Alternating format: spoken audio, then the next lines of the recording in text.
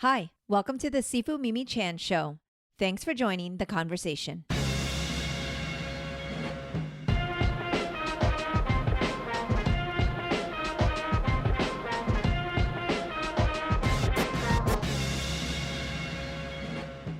Hello, Jeff. Thank you so much for joining me on my podcast. Well, it's a pleasure. I cannot believe after decades and decades that I'm finally actually getting to meet you formally in person. We may have kind of seen each other in passing through all of the different industry connections, but in addition, we are in the historic and incredible Inosanto Academy, and that is because you kind of have a hook up there. So thank you so much for this. This is such an honor. Oh no, it's a great place. It has a lot of history and culture, and it's been around for quite a while. Yes. You are also very California. You're born and raised here, yes? And yes. What was that like? Because one of the things I'm really passionate about is the Asian American experience. I don't know if you're familiar, but I actually work in legislation in Florida to encourage Asian American history. And I'm always curious about other people's Asian American experience in different parts of the country. Because I certainly know my experience, but I would really be interested to hear what it was like for you growing up as an Asian American. Well, growing up out here, I grew up in Inglewood, which was in the area at the time was very Caucasian. Mm-hmm. Although Inglewood's not that way now, but I think in my elementary school, I was only there's only two Asians in the Mm-hmm. class and one Hispanic at the time, I think. And my experience being Asian American, I got to know that I was a little different, like at the age of 5. Right.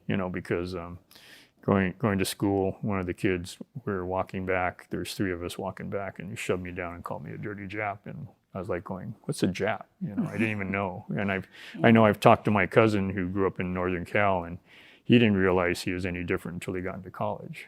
So, wow. Because then we talked about it because we're close in age, and he said, yeah, I didn't know, and there was that much difference until you got into college or leaving high school kind of thing. So I realized I was a little different than everybody else at a very early age. This is what I mean. Everywhere you talk to someone different and their experience is radically different. Because I had a very similar experience to you. It was very Caucasian in Orlando, Florida in 1980, in the times. And so for you, first of all, so sorry that experience happened, but how did you think that 5-year-old experience of him pushing you down, how did that shape you? What happened after those events? Well, I mean, for one, it was sort of a shock because, as a kid, you're Yes. just playing with other kids and think, everybody's the same. But I think in looking back, it helped quite a bit. And but at the time, I think it sort of made me think okay, I'm different, so maybe more reserved and more apprehensive about different things. But I think it made me observe and things a little bit differently and listen and see things in a different perspective. And, Did you tell your parents about the interaction? Yeah, I did. What was their response? Well, that's when they told me, because Here's why. I got they actually. It was across the street from my dad's business, and the neighbor where I got shoved down saw it and called my dad, and my dad came over and he asked what was going on, and I said, well, this kid shoved me down, and da-da. I said, and he goes, are you okay? I said, yeah, I'm okay, but what's a Jap? And he's like, don't say that. But yeah, I think it helped shape me a lot and appreciate our culture and everything else, and knowing that we're the same but we're different a little bit, especially also eating at school and different things. And that is always the shared experience, because I think every Asian American has that lunchbox experience where I'm like, well, I was eating fried rice and a whole fish, and there was there's the tail, and what is happening? So what did you bring to school that someone said, where's your bologna sandwich? Well, I did bring bologna sandwiches, but my mom would put it on egg bread, which was yellow, okay. right? Yes. And everybody's going, why is your bread not the same? I mean, just even a simple the thing, bread. even just simple thing like that, let alone bringing a musubi or something over, and, to school with a rice ball with nodia and stuff like that. But yeah, but it was pretty American. Nice, and my mom would send lunches, but it was sort of funny. Just even the color of the bread was like, a thing. Exactly.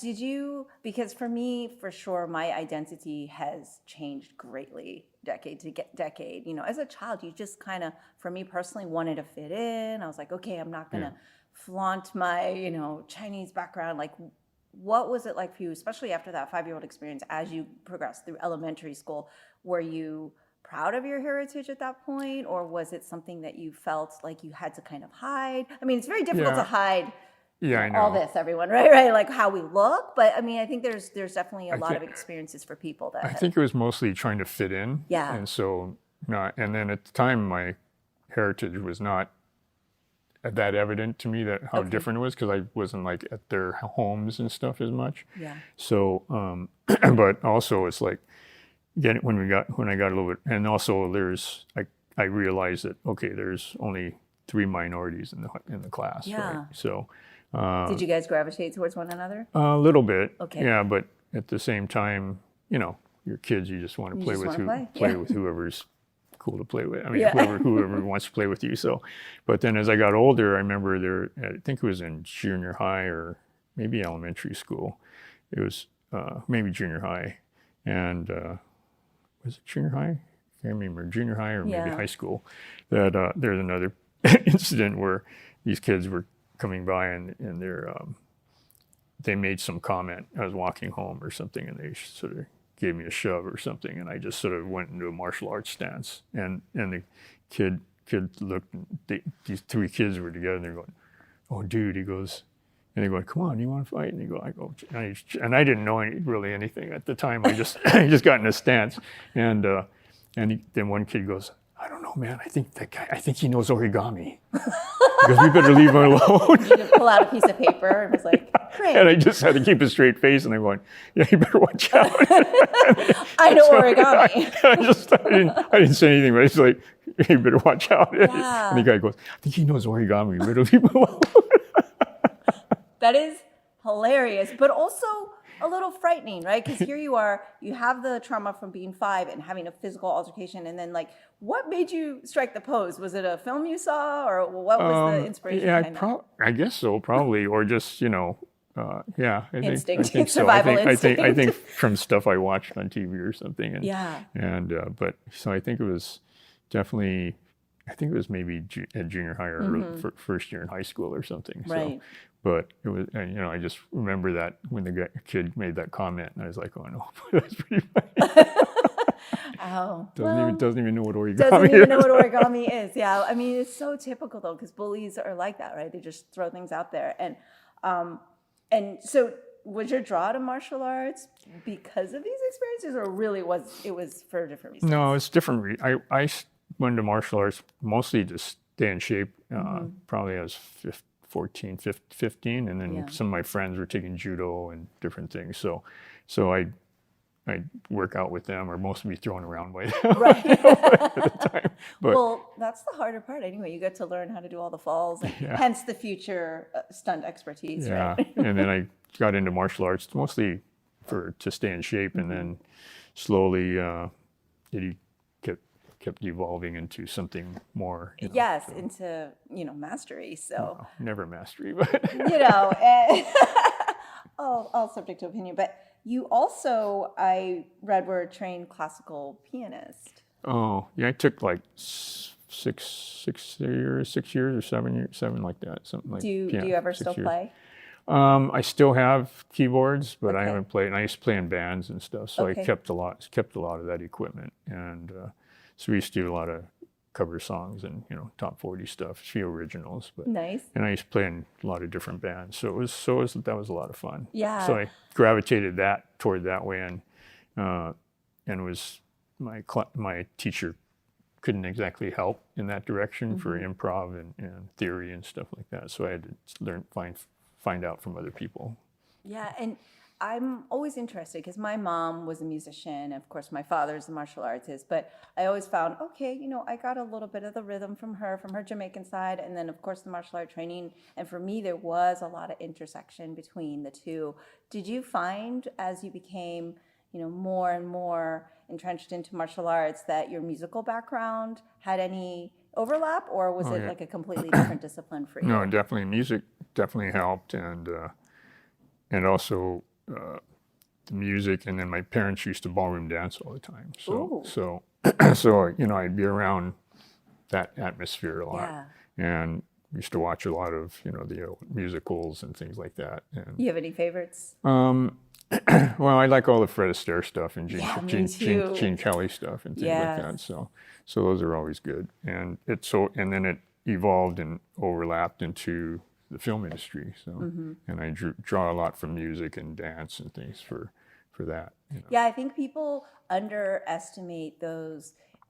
I mean, not classical dance, but when you look back at the Gene Kellys and you watch some of those, like the Singing in the Rain sequence or any of the sequences, you're like, they're super athletes. Oh yeah. They are not even. You say dancer, and there's a kind of a image that comes up, but for me, I'm always like, it's phenomenal, just the coordination and the athleticism. I think that's underplayed a lot. Very athletic, yeah. Did you do any ballroom yourself? I did some, yeah, but at the time, it's hard to keep a partner because their boyfriends generally got upset. So, or if I was in a relationship with them or something, maybe I didn't wear them. But yeah, I did do some ballroom stuff. Yeah, what was your what was your go-to one? No, I just would learn various whatever things, the waltz and the foxtrots. Yeah, I love that. I love ballroom. I think it's really kind of fast forwarding. And again, I think I'm drawing too much comparison, but even in stunt work, because I had like a little experience, but partner work, like fight work, all of that, like dancing and having that balance, that rhythm, that choreography, and that ability to read your partner. Yeah. I would imagine spatial like relationship. Yeah. What other kind of parallels?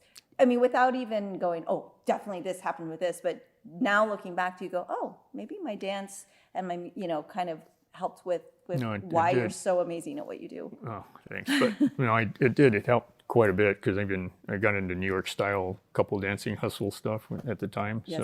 So there's a lot of fast moves and intricate hand, turning and stuff like that. So I think that really helped. And also because New York style, we also you change partners during a dance and just spin your partner to another guy, and then they spin somebody to you. So there's a lot more than just staying with one partner. Yeah. And I use that a lot. That understanding of spatial relationship and distance and timing and stuff for when I do stunts and choreography. And if we're doing fights, then there's somebody that I need and there's people aren't available, then I'll usually get a dancer and modify their moves, because as opposed to they'll say, oh, we got this great MMA fighter or something, or a boxer or something. I'll say, well, that's great, but it depends on this. Doing choreography is a different art, as you know. It's not just like straight martial arts or straight fighting. Yes. So you have to. It's a different art because you have to learn how to take reactions, and you have to pretend like you're throwing a punch and or hitting somebody and things. So if I had a choice and the person didn't react well, I'd usually pick a dancer and modify their skills, because they're already used to training working hard every day and practicing every day, and they understand distance and choreography, remember choreography. And correct. Yeah, I find that as well in my very limited experience as well. Even just at the Kung Fu school, right, where we're doing fight sets, you find the ones that have some sort of dance background really take to the choreography memory, because it's a different animal. Yeah. Like you can be the most amazing fighter, and that's a totally different animal, because then you're like, no, I need you to do it exactly like this again the next time. And like, what do you mean? They're so instinctual versus learned. So I love that take. That makes a lot of sense, which is also why, through my time when I was here, a lot of the, stunt performers, they were dancers that kind of like, okay, can you show me how to do the kick? Not with the foot turned out, but because there was just those little tweaks, but they do make really good martial arts for fight choreography. Yeah, because if you're a fighter, the worst thing you can do is turn your head away from your opponent. Right. So you're saying, okay, I'm going to throw a punch now. I want you to snap your head away, and you're going, oh, it's so it's like it's counterintuitive. Yeah, it's counterintuitive. But I mean, there's skilled everybody's has different abilities. So you find some great fighters that are great for movie stuff too. Exactly. But it's just I just found a little bit more often that.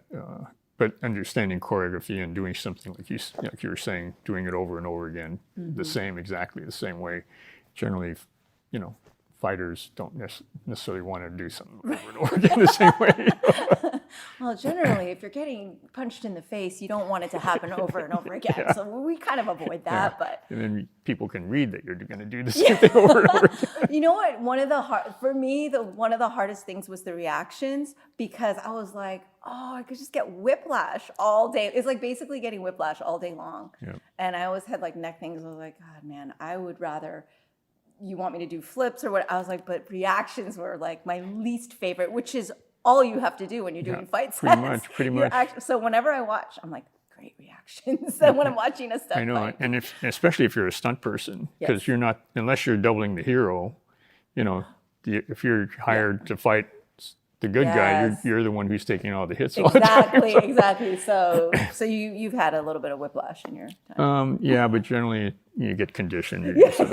That's it. My neck just wasn't strong enough. But my old chiropractor used to say, your neck is a mess. It's like it's like you're hypermobile. It's like you have nothing going on in your neck, and you're like, I was like 30 or something. He goes, your neck's like a 60-year-old guy's neck.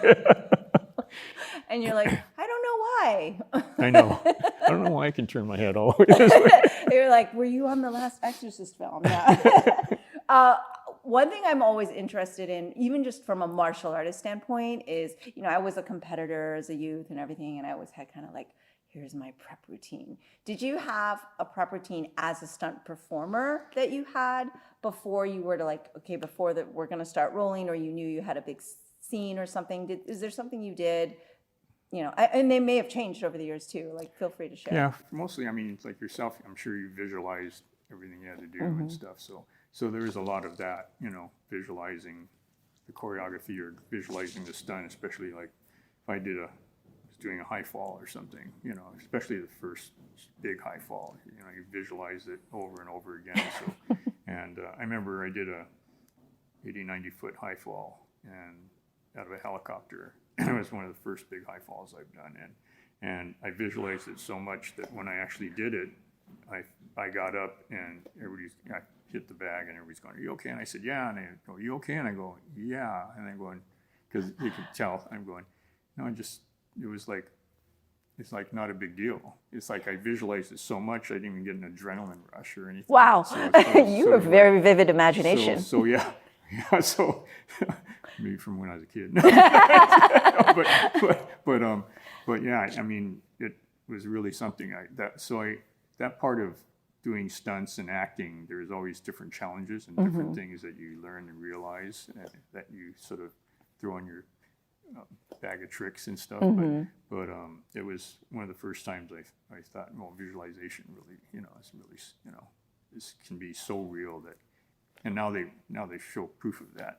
Yes, there's like scientific proof, and my husband's a personal trainer. We talk about all the time like that visualization practice. All my students before competition, we actually have them not meditate per se, but they literally have to sit there and go through their sets over and over in silence and then in really loud, crowded situations, because then when we go to the tournament site, there's the Wallum students sitting there, like everyone's like jumping around in the ring, swirling their swords, doing flowers, and like all of my students generally will make sure they take 2 minutes to just sit, and regardless of what's going around, I'm like, I need you to be able to see your form visually where you're at, and it makes a big difference. It does, and that's what I was doing too. I just go through it all as a stunt person or or prepare, and then sort of like, okay, give me a moment while some of the guys are huffing and puffing, pumping themselves up and stuff. And I just sort of, and they're going, you okay? You good? And I said, yeah, I'm good.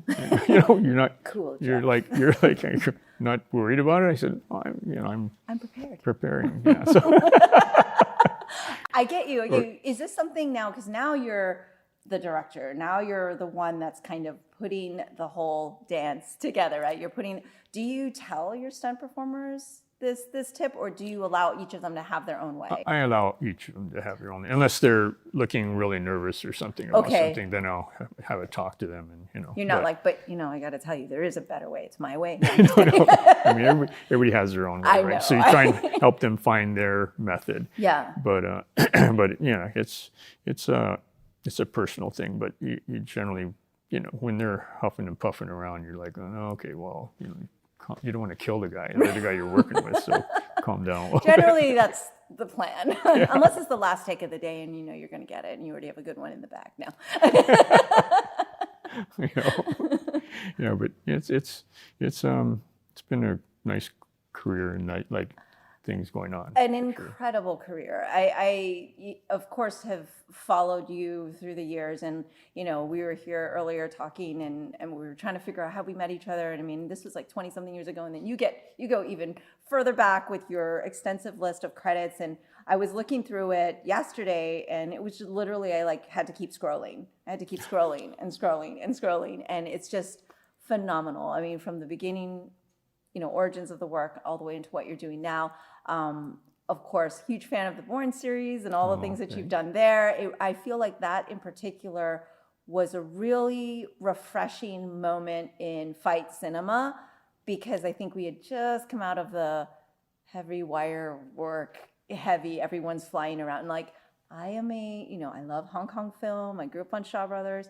I grew up on all that. But then I always think there's a time and a place, right, for the mystical flying. And I feel like if it's never necessary, and this is just my personal rant and opinion, why is it there if it's not necessary? Why it's unnecessary. But that was so refreshing to see. And clearly because of, I think you were able to really highlight your martial arts expertise in that, and it really shined through. So, one, huge fan. Oh my goodness! But what was that like for you? It was a great experience. I mean, I remember they called and they were wondering if I would, because it was such a stunt heavy show. They were wondering if I would come over and they had the car stuff, and then they had fights and shootouts and stuff like that. And they wondered if I would come over and do part of it. And I said, well, I'm coordinating all the stunts on my own shows, because I just didn't do fight stuff, and I didn't want to get pigeonholed just as a fight guy. Yeah. So I said, well, I don't. They go, if you come over here, but I go, but then I have to turn down my own projects. And they said, but they sort of said, well, we want you, it's just so heavy, we want you to come over here. And I said, well, if you pay me my rate as a regular coordinator, then I'll come over and do that. And they said, okay. And I went, okay, well then it's fine. Then I'm not gonna. It's not gonna be bad for me to turn down something else if I'm on this project. And working with Matt was such a pleasure, and he's just such a great guy, and so down to earth, and really very great athlete. I don't think I could have done a lot of that stuff without Matt. Because he has such a good acting background, and such a good actor, and just real athletic, that there's things to draw from to make him look more convincing as that person. So, and then they gave me sort of free rein to do stuff, where other shows, before that, if there was fights and stuff, they'd say, oh, you want to do like a low line kick and a quick finger jab to the eyes or something. They'd say, oh no, you can't do that. Why not? Because the camera won't catch that. I said, yeah, you can catch that, because they're used to the old style big John Wayne stuff and things like that. Haymakers. And so I said, well, what difference does it make? I mean, does it matter if I throw a big punch that goes across like this, or if I just go, like that? It still makes it look like a hit, right? But before that, not in the Bourne films, but years before that, it was hard for resistance. Hard for them to understand that. They didn't have the visualization, imagination that you had. That's why. Well, I think because we grew up and watched all this thing. Exactly. And then it became, everybody only wants that now, right?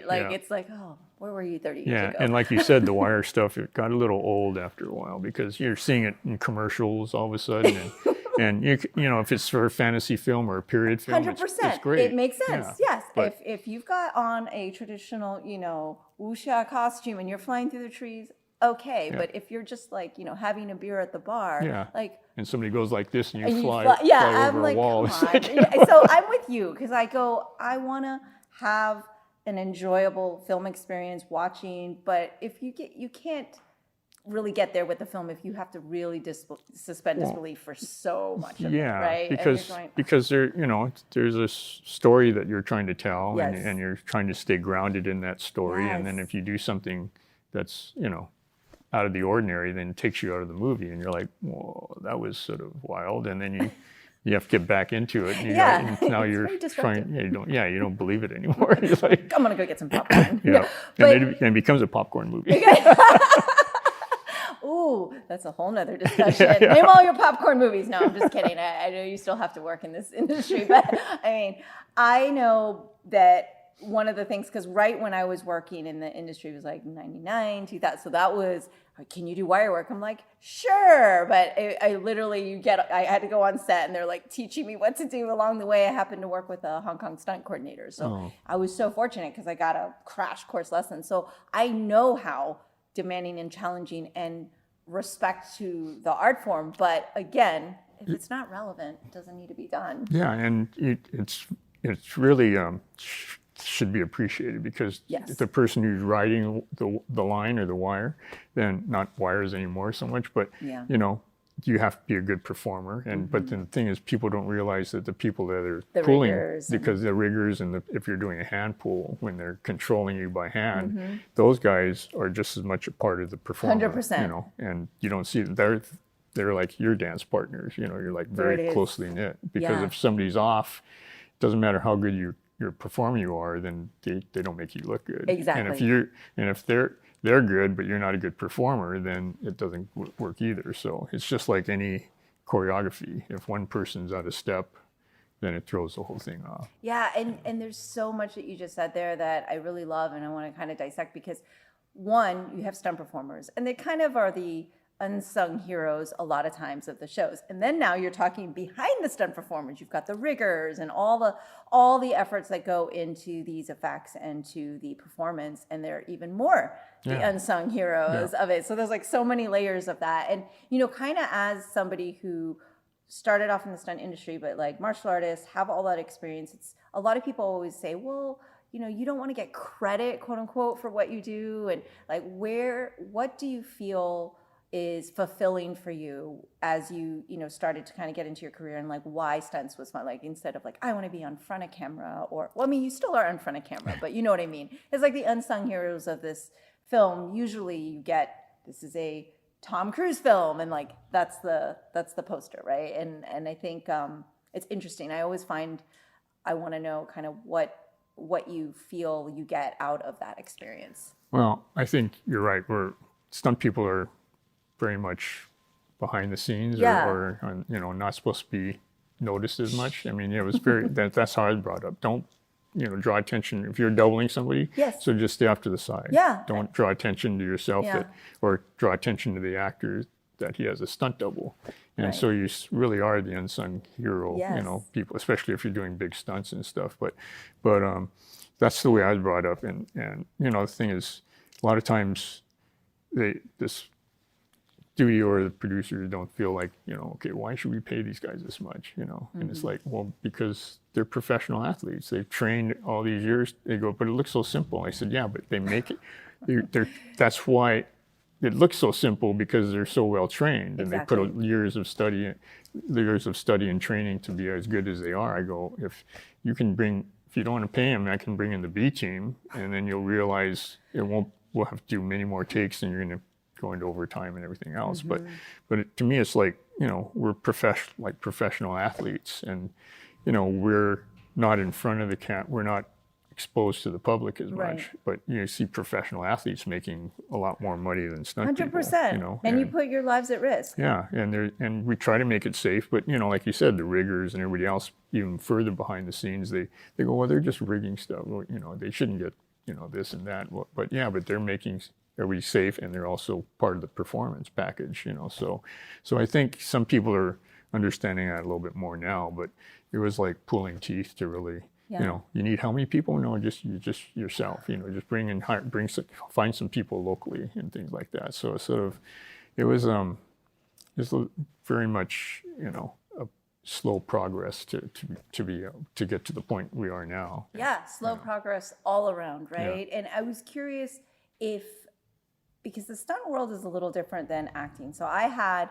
you know, on a personal level, not to make this about me, but, you know, 99, 2000, 2001 in LA, in the Hollywood area, as an Asian American trying to be an actor was very different than 2024, everybody. And I am so grateful for that. I am grateful for turning on Netflix or Amazon or one of those and seeing like an all Asian cast. I was like, what crazy dimension are we in? This is not the experience I had. I had a really tough time, right, with my identity and how people perceive me. And, oh, you're really great for the role, but you don't look the part. I'm like, well, what does that mean, right? And so, right, and so we've seen this progress and things have changed. Things have changed for the stunt industry where you're finally getting to say, no, like this is safety, this is important.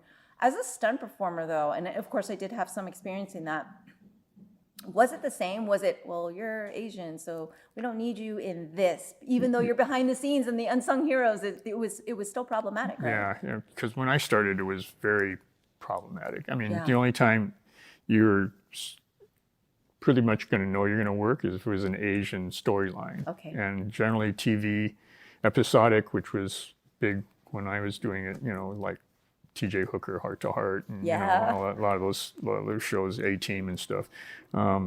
You'd get hired sometimes to be just a nondescript, what they call nondescript stunt person, just anybody off the street. But generally, your work was if it was an Asian storyline, and Asian storylines only came about once per season. Yeah, when there was a Chinatown scene. Yeah, and then even then, back then, there would be guys going, okay, well, so-and-so, you dress up as that person, and they're Caucasian, and they're dressing them to make them look Asian.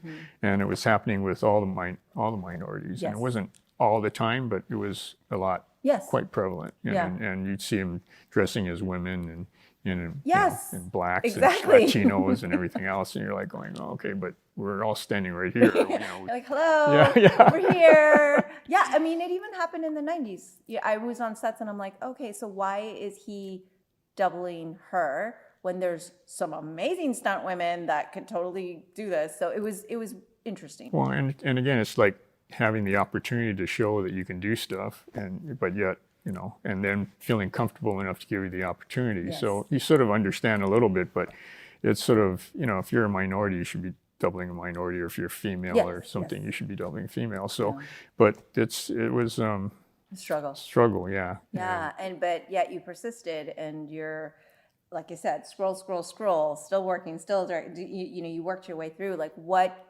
drove you despite all of the struggles and the challenges? People saying, I remember some people saying, oh, you're never going to make it in the business. So I took it as a little bit of a challenge. Challenge accepted. And also I felt, I've realized too that early on, if there was a black performer, or Latino or Asian or something, if you did not do a good job, it was like you got labeled. I mean, it affected everybody. See, like, the Latinos can't do anything, or the blacks can't do anything, just because one person didn't perform. But yet if not one of our ethnic performers messed up, that didn't kind of change that for that dynamic, right? Yeah, I know. I've seen guys where they wreck a car in rehearsal, and they're just going, oh, bring me another car.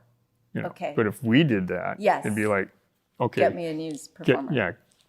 You dress up as him and jump in the car. Amazing. Yeah. So it's sort of like, so you had to make sure if you had the opportunity to do work that you did flawless. You did it perfectly, so that at least they would realize that, oh, maybe, you know, the rest of the Asians can do a good job. You basically had all of the Asians on your shoulder. I know there was other pioneers as well, but like, it's a lot of pressure. Yeah, in a way. Yeah, well, thank you. Quite a bit, because. By the way, because I don't think I would have had work in the 90s if you hadn't paved the way. So thank you. Oh, thanks. Seriously. Well, I'm glad. I'm grateful for the opportunity that I had for the guys who gave me the opportunity to do the job, and luckily I did a good job. Fantastic job. But speaking of which, I've interviewed a lot of my friends and some Wallum guys who, you know, went through the stunt industry, and all of our listeners are always curious because it is dangerous. And I mean, even on set, we were talking about wire work. I was on a film set where the harnesses for some reason were restitched and we didn't use good ones. Really? And I literally was supposed to swing from one tree to another. Right before me, my fellow partner, she was right before me. She went through and then it broke. And luckily, it was really traumatic, actually. Whole set shut down the day. But luckily she's fine now, but she fell in such a way that it broke her tailbone because she fell on a concrete, an edge. But it was in a way of which she didn't get paralyzed. Like, it was just like the perfect fall if there could have been one. But the sound, I'll never forget all of it. The sounds, the feeling, and then I was like, I was next, I mean, not to be selfish, how much but confidence do you have? Holy moly. And even on that same set, there was a lot of accidents. I had a black eye for like 3 weeks, 4 weeks, and I was in college at the time. I had to show up, and I'm sure everyone thought I was some like abused woman. I'm like, no. But there are accidents, and there are things that happen. Is there something that you can share that's like, well, this is one of my, this is traumatic. Like when you didn't, the visualization and all of it still didn't align. But is there a stunt thing that was like, ooh? Fortunately, I pretty much, knock on wood, Woo. come out, Okay. semi unscathed. Broken nose, or maybe I'm sure I broke a finger or something like that. Yeah. But back then, never really got it checked. Just sort of like, kept going. And I'd hate to get an MRI on my neck and different than my back, because I'm sure it's probably, I'd be really depressed about it. We'll just skip that. But I've been very fortunate over the years. I mean, there's times where there's some close calls. I remember doing a car hit, and one of the guys was driving, and we rehearsed it, and you watch, okay, can we see how fast you're going? And it'd be like 10, 12 miles an hour, and maybe 15 or something. And then I'm running away, doubling an actor, and I can hear him coming around the corner, and all of a sudden it's like he's driving, and all of a sudden I hear, like this, and I'm going, oh, the 4-barrel just kicked in, and he's coming much faster than we rehearsed, and hit me with the car. I turn around and get hit by the car, and I'm supposed to stay on the front half of the vehicle, up to the windshield, and then just get spit off. And then he's going so fast, I went up on top of the roof of the car, and I'm trying to hold on so I don't go off the back. And then he slammed on the brakes, and I just shot off the roof, didn't even touch the hood, and hit the ground and rolled on the ground, which I know is fine. Of course you were. Fortunately, because you got to fall from martial arts and things like that.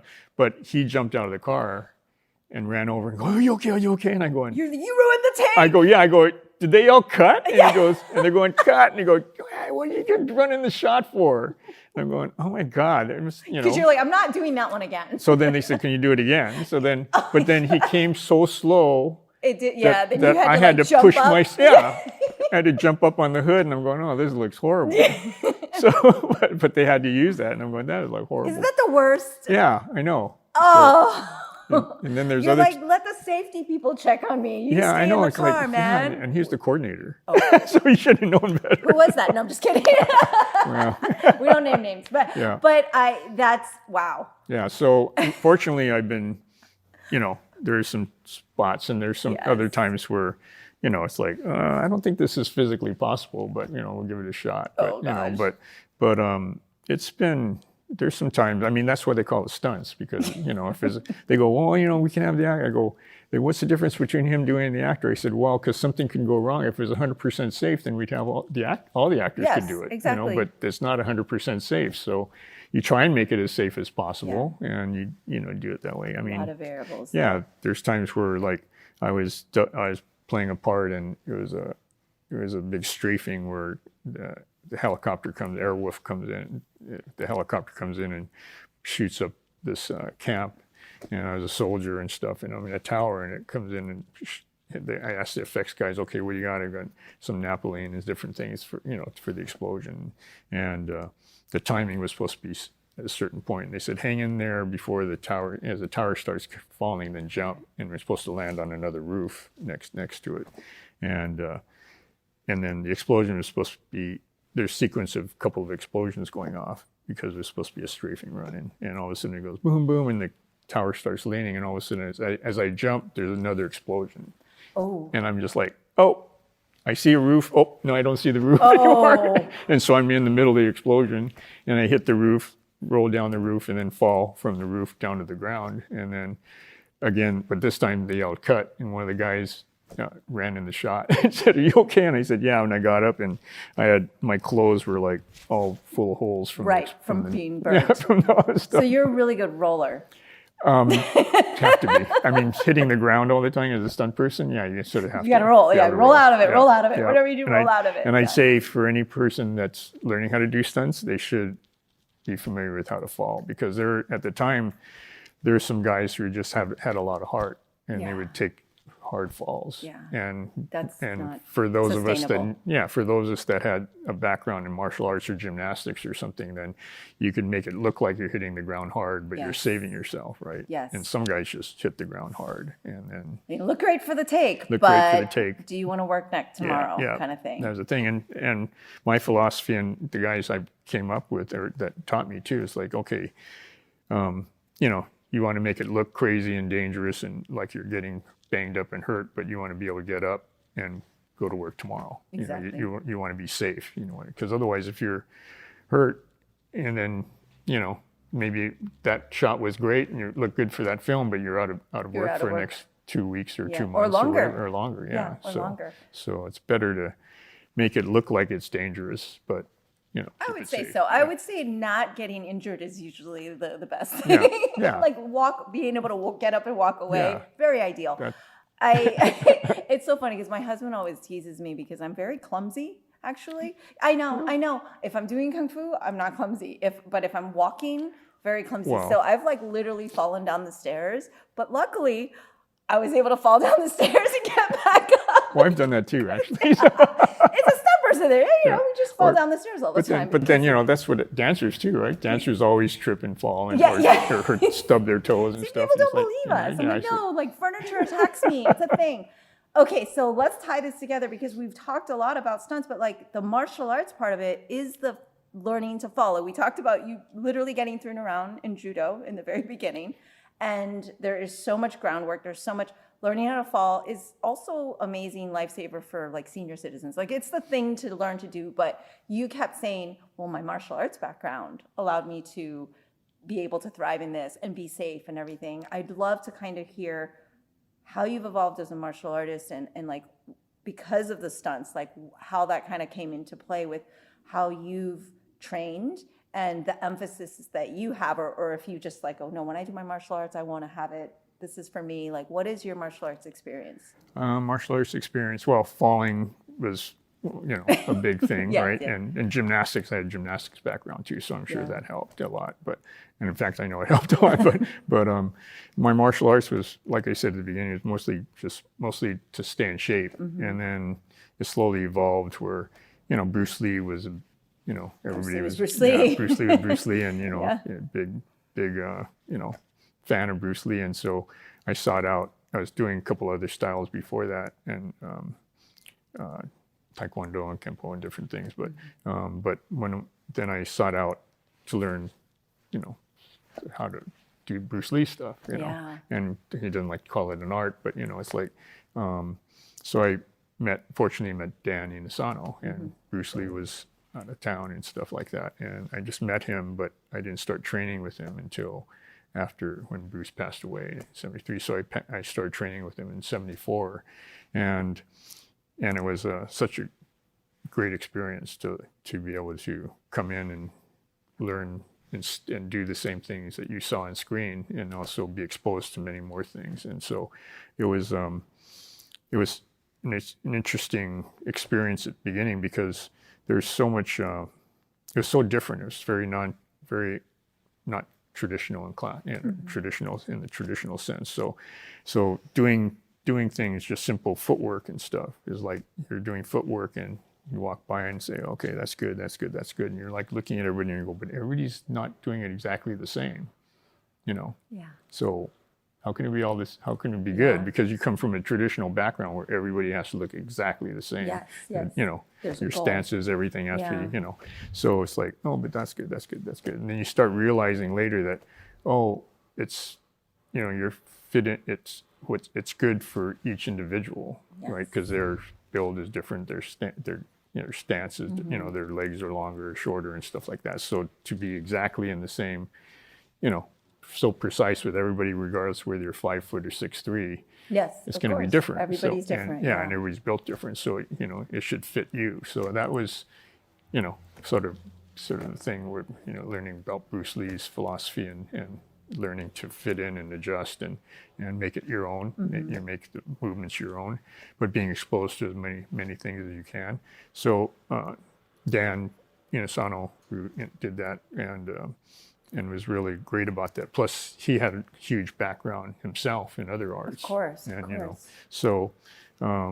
so he started teaching the Filipino martial arts, which nobody really knew about back then. And so he recommended. He goes, "I'm going to start a Filipino martial arts class and Kali class, and if you can make it, it'd be great to take the class." And I said, "Well, whatever you think we should do, I'll do it." And so that became another journey, and it still is a journey. And then just being exposed to so many different styles all these years, and is all about exploring and not. Before it was like, okay, you take this system, that's it. Don't study anything else. And I remember I was going from one karate class to taekwondo, and my instructor goes, "It's not taekwondo." He goes, "What are you doing?" "You stop that. Whatever you're doing, you stop that." So I was already cross-training. Right, and we can tell. On the way from going from one class to the other, I'm in my head going, "Okay, I got to visualize." Not do that stuff. I got to just focus on this stuff. But I got caught. But anyway. You got caught anyway. Yeah. But learning from at the Kali Academy, it was like, okay, study other things that, it's like get exposed to as many things as you can, so, and he still says that today. He goes, "Don't just study from me, study from other people, find things that are good for you."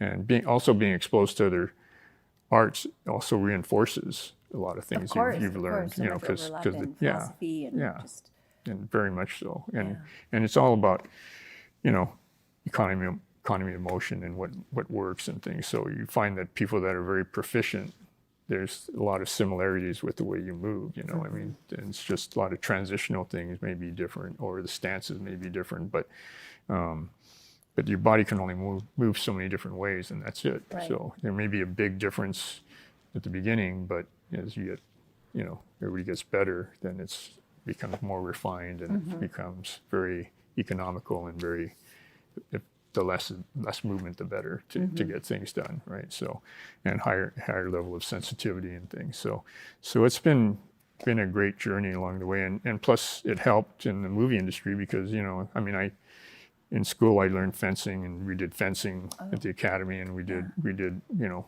capoeira, you did all kinds, kung fu, we did all kinds of things, and you study with other friends and stuff. Yeah. And so it came in handy if you had to do something in the movie industry, and sort of like, "Oh, do you know a little bit of this style, or do you do Tai Chi? I'm not an expert in Tai Chi, but I know enough to, to make it, at least it looks like you're not like pretending to do something." Right. So, well, also just like knowing your own body and movement, and then just being able to kind of emulate and be adaptable, I think is... Or if they have a certain background, at least if you're exposed to it, then you can sort of relate to that person. Exactly.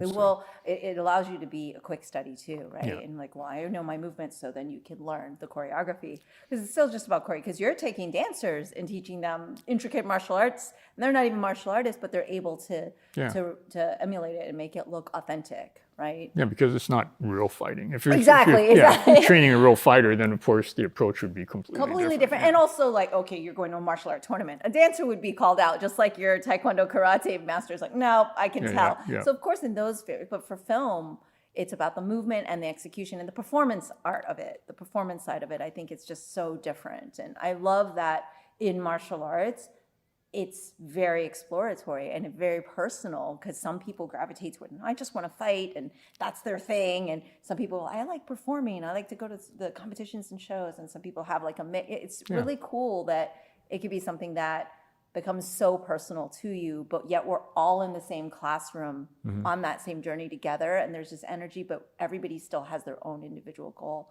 What would you say maybe in the 70s, like your who you were at that time as a student and then now who you are as a student? What are the differences? Probably, I mean, there's always this thirst for knowledge to learn more, but I think back then it was very much, I mean, now you can look at YouTube or something and see stuff, right? But... I mean, you have to sort of really only pick to watch out. this podcast, no. Yeah, only this one.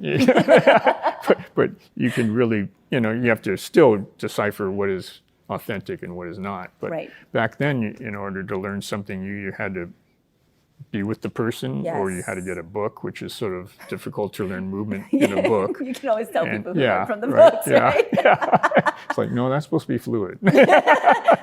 Like the page change, you could tell there was like no transitions. But I think back then it was, the world was still bigger back then. Now the world's much smaller. So if you want to learn something from the other side of the world, you can pretty much find it pretty easily now. And now, back then, it was sort of like if somebody came in from another country, it's sort of like, wow, this is completely different than you've ever seen before. And now, at least now, I think you're exposed to it more. I think, and you can find it easier.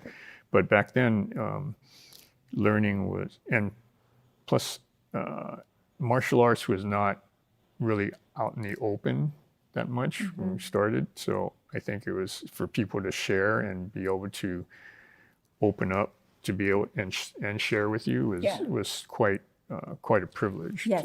And you really had to appreciate. I mean, you still appreciate it now, but but I understand it was very closed, tight knit circles, and people kept things really exclusive. Close. And maybe family and stuff like that only. So if you were allowed to see it, even see it, and let alone learn it, it was like quite a privilege to be able to do that. And so I think there's a big difference then. And I don't think people not everybody, but I think some people don't appreciate, what they get, what they're getting now, and how easily they accessible. Get it. Yeah, how accessible, easy. Not just martial arts, no, kind of everything, right? But but specifically martial arts and how resources are so available. And the masters that are just willing to answer these questions that before you weren't even allowed to talk to your master. It was just like, but now they're so excited. I mean, it's just a different world, different time. And there's quite a few more masters now too. We won't get into that. We won't get I will call it out. It is a, Sifu Mimi Chan show. Masters. Yeah, we know. Or we know grandmasters. Or great grandmasters. Or founders of my own. I am the supreme person at the top of the certificate list. Which there was hardly any back then.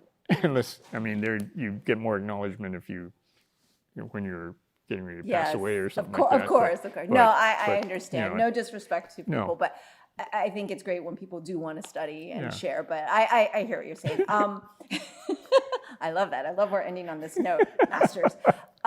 Jeff, it's been such an extreme honor and pleasure, and just being here in this Inosanto Academy is such a privilege. So thank you for allowing me to share this space and just to be able to have this energy in this conversation. I would literally sit here for like 2 more hours with you, but I'm pretty sure you have things to do. So. Well, you have a lot of things to do, but no, I mean, this place, I appreciate that they've allowed us to use this facility. Yes, so thank you so much. And hopefully, we'll chat again soon, and we'll pick up and have more fun stories and you rolling off of some sort of building or car or something to share. Telling your stories about what you. All right. Deal. Thank you so much, sir. This has been such an honor. Everybody, the great, amazing Jeff Imada. Thank you. Till next time. That's all for today's episode. Thanks for listening to the Sifu Mimi Chan Show. Please subscribe and rate my podcast on your platform of choice and leave a review. You can become a patron of the show at patreon.com/Sifu Mimi Chan to help keep this podcast going. Follow me and interact on social media at Sifu Mimi Chan on Instagram or Facebook.